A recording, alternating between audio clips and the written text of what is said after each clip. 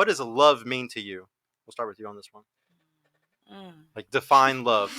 Yeah, that's a deep question. It's a deep one. Nobody can really do this. I feel like love is more than a commitment.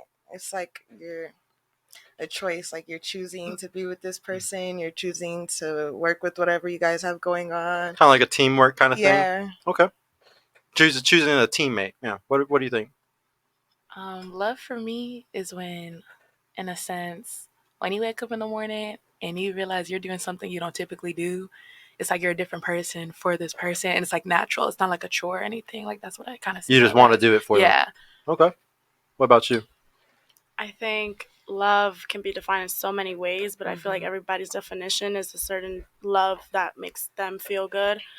For me, love is personally about, being there whenever somebody is down, being there to comfort them if they need that, step up to the plate whenever their bad days are coming. Always being a shoulder. Appreciation, yes. So it can go very deep, but those are things that are. That's love to you? Yes. What do you think it is? I think it's loyalty, but at the same time, knowing you don't have to question the other person's loyalty to you as well. Okay. What do you think love is? Love is broad, but I feel that it's when you just put them before yourself. You just hold them into account in everything that you do. Okay. What do you think? Can I be completely honest? Mm-hmm. I don't really have a definition for love because you could love me and disrespect the fuck out of me. You could love me and be disloyal. That's true. Yeah, I don't really have a meaning for love. I don't. Okay. Yeah. What do you think? Love is definitely different for everyone. I say someone who just makes you feel happy all the time. Okay. What do you think? I just feel like love is something, for me, it's deep. And honestly, it's just accepting that person for everything that they are, the flaws and all. And I mean, it just doesn't matter. I'll go to the ends of this earth for you type of love. Okay. Yeah. A lot of y'all gave kind of like unconditional love answers, and we'll dive into that in just a second. I don't think women can unconditionally love, so I kind of disagree with you on that. But if we look at if we look at Second Peter, what they define as love, or what Jesus would say love is devotion.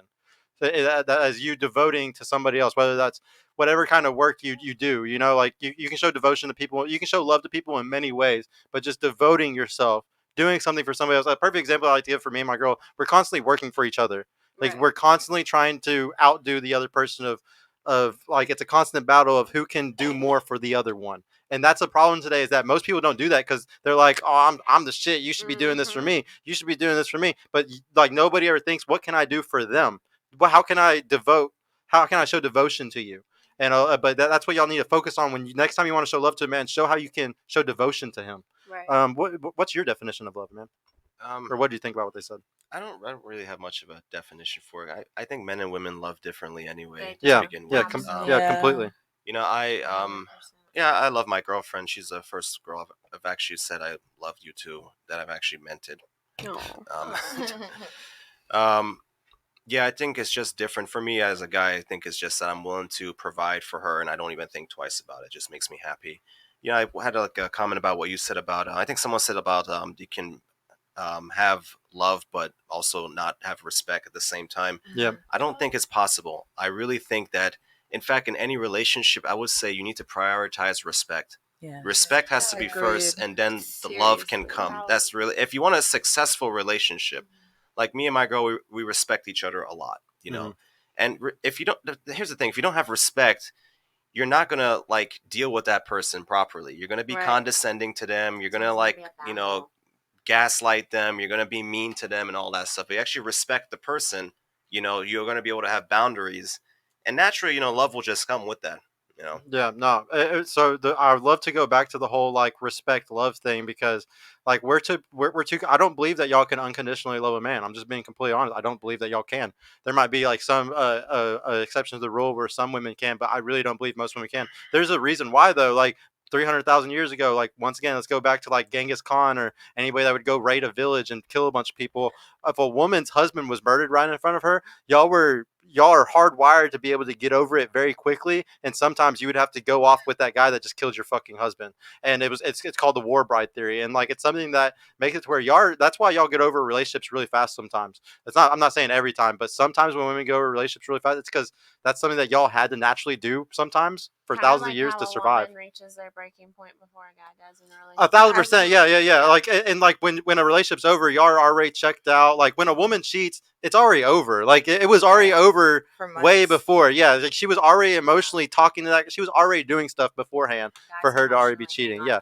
Whereas a guy can go fuck another girl and come back to you and it's nothing. He just fucked a bitch and he's coming back to you. Right. But like it's really, and he'll still love you still the same. Now, no. So there's something called hypergamy, where that means that women date across and up social hierarchies. So that's why y'all usually want a guy that's taller, stronger, faster, makes more money than you, provider. Like y'all want something better. But guys, we date down. Like we don't want anything. But a lot of women will argue and say, oh, well, if he cheats on me, he goes to the other girl, he can choose, he might go to her. And there is some occasions where like a guy will run away from his family when he's 40 or something. He's finally making money and like he gets a chance at a younger girl, so he goes and does that, But most of the time, guys are not hypergamous. Like there's another word for it when guys do it, but most guys don't do that shit. Women though, y'all will go up to a better guy. Like y'all were saying earlier, you were saying like love is loving somebody when they're at their lowest. I don't believe that y'all have unconditional love for a guy at their lowest. There's plenty of guys at their lowest that get left all the time. I feel like that's not true. Well, how long does it last though? What I want to know is a guy that was at his lowest. I want to know how long did y'all take care of him for? It lasts for me. It lasts. It's just how long? Like, but I want to know how long did it last. I feel like men equate their worth to them not having money. So when they don't have money, they're just like they're mean towards you. They treat you like shit. Well, it's emasculating. Like we want to be the providers. Why I feel like women get fed up at certain points because they're not treating you right. It's not that you don't have money or this. It's like you're not treating them right. So they get fed up and walk away. Yeah. That's what he's saying. He's saying it's not unconditional. Yeah, it's not unconditional. But that is unconditional, but you're just not treating them right. Unconditional means that y'all would stay with this guy if he was absolutely fucking broke, like he had nothing, and he was like this for. Stay with guys that are really but broke.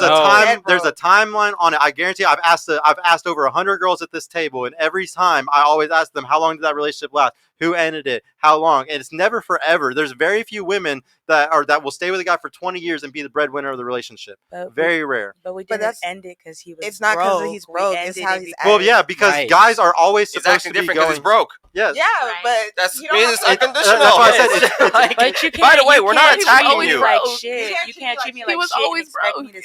Y'all got to understand though, like a guy is emasculated by not being able to provide for you. If a guy cannot provide for y'all, it's emasculating to him. Okay, so if he's emotional because he's not able to do stuff like that, or he can't get the job or stuff like that, yeah, of course. But the relationship was already in a strife though. Like he's sitting here trying to fix something that's already falling apart. I'm gonna hold you down. But that's hold you down to a.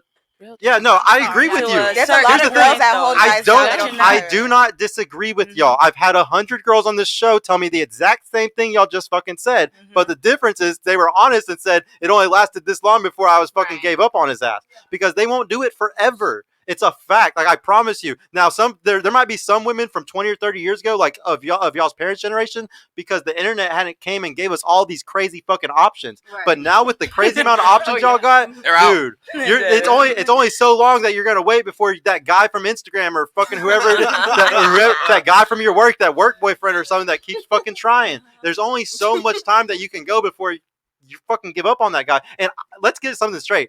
I don't blame y'all, and it is a good thing. Hypergamy is a good thing. This is not an attack on you. This is not a bad thing. No. Hey y'all, Sergio here. I just want to mention I've created a completely free guide that shows you exactly how I went from having low confidence and being painfully awkward around women to easily meeting and dating numerous high-quality, desirable women in real life without the use of any dating apps or social media. So if you're struggling to get out there, if you have approach anxiety or don't know what to say or how to interact with women to make them want you and are sick of using dating apps with low-value girls that hundreds of other guys have been chatting with, click the link in the description below to grab your free guide right now. And if you want private mentorship with me personally to help guide you every step of the way in this process, check out my mentorship program in the description too. I would be happy to help you reach your dating goals and overcome any obstacle you may face. And trust me, if I can do it, you can do it too. I hope to see you soon. Peace out.